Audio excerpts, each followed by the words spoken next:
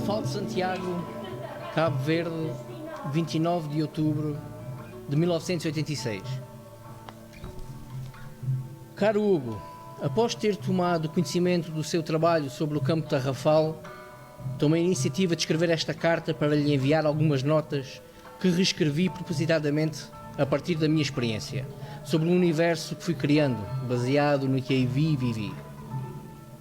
Como saberá, em 1936 as ligações entre as ilhas eram irregulares e demoradas. Era mais fácil ir de Nova Iorque a Paris do que em Cabo Verde, de Santiago à Ilha do Fogo. Numa ilha longínqua e na ponta ainda mais longínqua dessa ilha havia um espaço arenoso com pedregulhos, vento, calor e mosquitos. E aí os arquitetos da malvadez decidiram que esse seria o sítio ideal para construir um campo de concentração. Entre todos os homens dali destaco a história de um baixo, afável. Era sapateiro.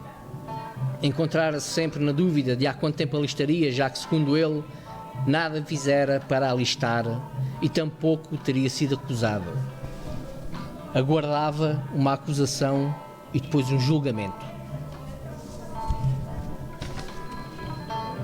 Ora, o jovem sapateiro aguardava ansiosamente pelo seu próprio regresso a casa, ou pelo menos por perceber qual era a acusação.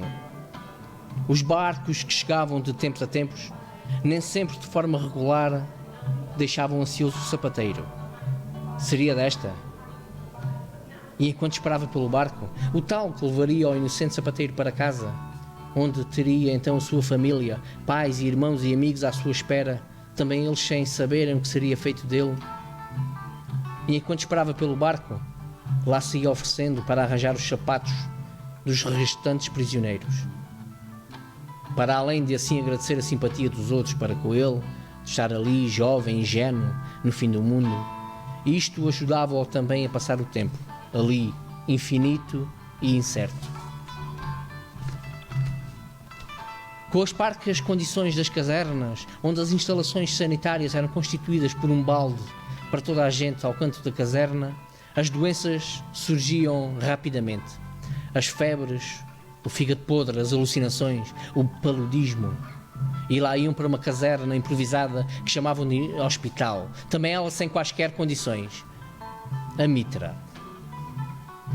Certo dia, fizeram uma casa amarela que chamaram Posto de Socorro. Supostamente seria a enfermaria, com um enfermeiro e um médico. Contudo, numa das primeiras vezes em que o médico visitara os seus doentes e perante as queixas de que precisariam de medicamentos, este respondeu: eu não estou aqui para passar receitas, estou aqui para passar certidões de óbito.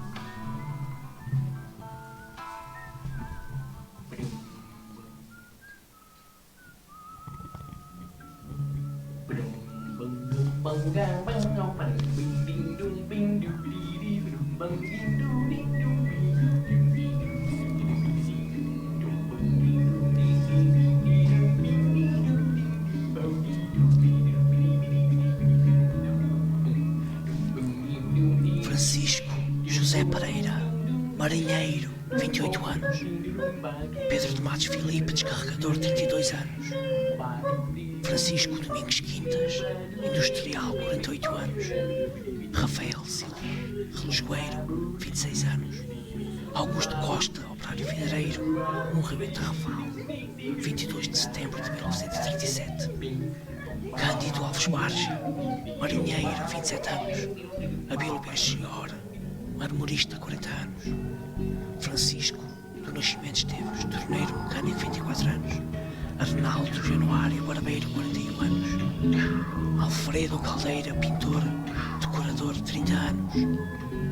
Fernando Alcobia, vendedor de jornais, 24 anos.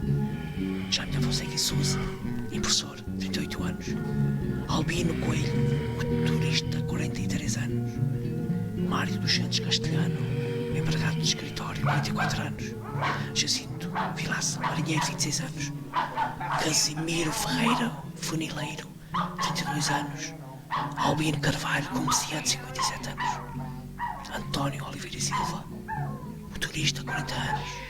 Ernesto Ribeiro, padeiro, 30 anos. João Diniz, padeiro, 37 anos. Henrique Fernandes, marinheiro, 28 anos. Bento António Gonçalves, torneiro mecânico, 40 anos. Damásio Pereira, operário. António de Jesus Branco, descarregador, 36 anos. Paulo José Dias, fogueiro marítimo, 39 anos. Joaquim Montes, operário corticeiro, 30 anos. Manuel Alves do Rei, da Rafal, morreu a 11 de junho de 1943. Francisco Nascimento Gomes, condutor, 34 anos. Edmundo Gonçalves, 44 anos. Manuel Augusto Costa, pedreiro, morreu no Rafal a 3 de junho de 1945. Joaquim Marreiros, marinheiro, 38 anos. António Guerra, empregado de comércio, 35 anos.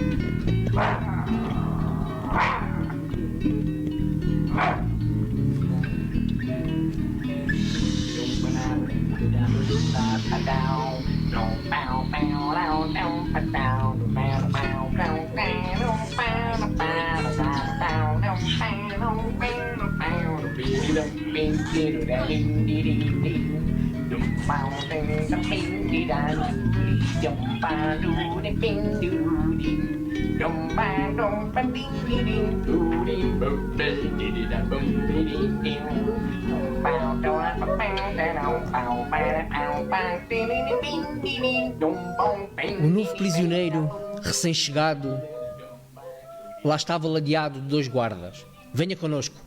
Ai, desgraçado, diziam uns. Coitado, diziam outros. Deve ser importante, deve ser para lhe fazer um castigo, murmurou um dos mais velhos, escondido atrás da sombra. Os 2 guardas levaram lá para dentro, olhavam para ele e ele esperava. Ele olhou para uma mesa composta, toda composta.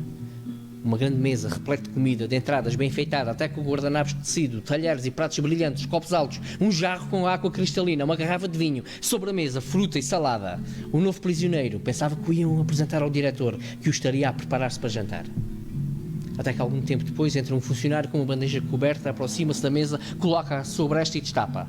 É frango assado, é para si. Para mim? Sim, é para si! Responde o funcionário enquanto se afasta. Inicialmente o novo prisioneiro estava meio apreensivo. Seria isto uma brincadeira de mau gosto? E se o diretor chega e me apanha a comer o seu jantar? O guarda olha para ele e como que diz, coma, é para si. O novo prisioneiro olha como que ia perguntar, mas é mesmo? Sim, coma! Então o novo prisioneiro lá comeu, até lamber os dedos gordurosos. E continuou. Até chegou uma terceira travessa com carne de vaca. E faça o favor de se acompanhar de salada. O novo prisioneiro comeu até se sentir mal e achar que era a altura de parar. E sempre a pensar quão estranho era aquilo tudo. Bem saciado está ele sentado, ainda a pensar neste caso insólito quando mais 2 guardas entram na caserna, seguidos do diretor. O novo prisioneiro reage apreensivo. Relaxe, homem. Então, estava tudo bom? Dito isto, o diretor olha para um dos guardas e aleatoriamente aponta para uma das celas ao acaso. O guarda abre a porta, retira o prisioneiro que está lá dentro e leva-o para o centro da caserna, frente à mesa onde o novo prisioneiro tinha terminado de jantar. Olha, sabes que estas celas todas estão cheias de prisioneiros e todos eles te viram a comer? Faz um sinal discreto, 3 guardas cercam o pobre prisioneiro retirado da sua cela e agora bem ali à frente do recém-chegado e recém-jantado e um dos guardas leva logo uma chapada, logo um murro e o novo prisioneiro fica impávido, tenso, mas impotente. E os 3 guardas continuam a bater no magro preso. Murros, pontapés, na barriga, nas pernas, na cabeça, na boca. Há dentes a saltar. Sangue a correr pela pele rasgada e por todos os buracos possíveis. Os olhos vermelhos, a barriga negra, o sangue a cobrir o seu corpo. E os guardas continuou até o prisioneiro perder a força. Continuou até o prisioneiro cair para o chão. E continuou até o prisioneiro desmaiar. E mesmo assim continuou. O novo prisioneiro, parvo com toda aquela brutalidade que presenciava, não se contém e diz: "Parem que vão matar o homem!" Um dos guardas aproxima-se e diz: "Ninguém fala assim ao senhor diretor."